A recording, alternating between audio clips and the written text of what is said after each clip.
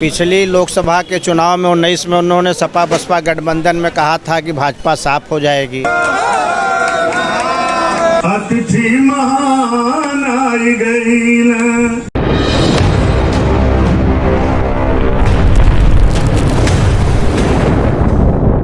मन की बात रंग बिरंगे मोतियों से सजी सुंदर माला है, जिसका हर मोती अपने आप में अनूठा और अनमोल है। मन की बात की संस्था निर्मित हो गई है तो उसमें स्वतः स्फूर्त लोगों की उपस्थिति होती है।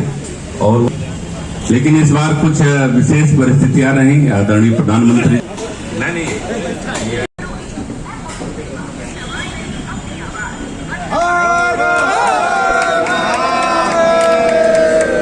स्वागत में चढ़ाई लासुमनवा हो, अतिथि महान आई गई न। आज के दिन कितना सुहावन, मन की बात सुने हम सब पावन। श्री राम के हनुमान हो, अतिथि महान आई गई न।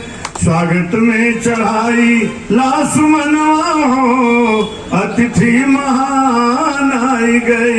102वां कड़ी में जो चूँकि ये मन की बात है, माननीय प्रधानमंत्री जी कहते हैं तो इसमें समसामयिक विषय भी होते हैं। तो समसामयिक विषय यह है कि इस समय आप सब लोग देख रहे हैं कि भीषण गर्मी के कारण एक तो जल की संकट है। तो माननीय प्रधानमंत्री ने इस जल की संकट में जल की एक एक बूंद बचाने का उन्होंने लोगों के बीच में आग्रह किया है, बातें किया है। दूसरा, 21 जून को योग दिवस है।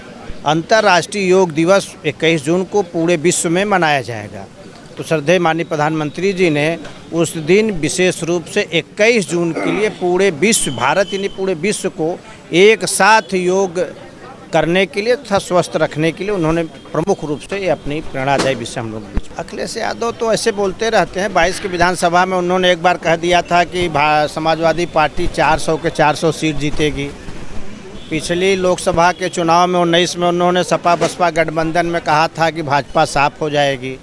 लेकिन जनता जवाब उसकी बहुत अच्छे तरीके से देती है और लगातार जिस तरीके से पिछले चुनाव में जनता ने जवाब दिया है, अगले चुनाव 24 में भी देखिएगा भारतीय जनता पार्टी उत्तर प्रदेश में 80 की 80 लोकसभा सीटें जीतने जा रही है। अखिलेश यादव कहीं पता नहीं चलेगा। ये विषय चूँकि कानून व्यवस्था का विषय है, यह मन की बात के विषय में रखने का विषय नहीं है।